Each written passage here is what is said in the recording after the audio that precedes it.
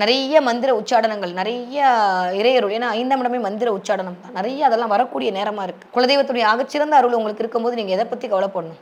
சிவம்புள்ள நீங்கலாம் யாரையாவது கவலைப்படணுமா? கவலைப்படுறதுக்குலாம் ஒண்ணுமே இல்ல. யாராவது கவலைப்படுற மாரி உங்கள ஏதாவது யோசிச்சாலும் யோசிக்காதீங்க. வேலை அப்படின்ற இடம் சிறக்க போகுது. தொழில்ன்ற இடம் சிறக்க போறது. கவனம் எதிர்பாலினத்தவரிடம் மிகுந்த கவனம்.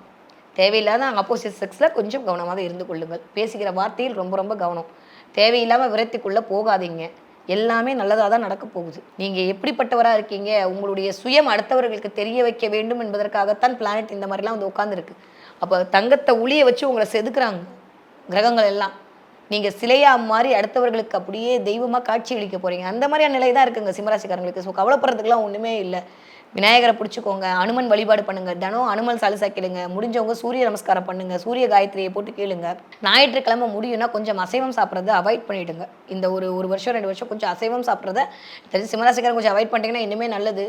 ஸோ ஞாயிற்றுக்கிழமை கொஞ்சம் அசைவம் சாப்பிடுறத நிறுத்தினாலே ஓரளவுக்கு பெரிய மைனஸ்லேருந்து நம்ம வந்து தப்பிச்சுக்கலாம். ஆன்ம வழிபாடு பண்ணுங்க.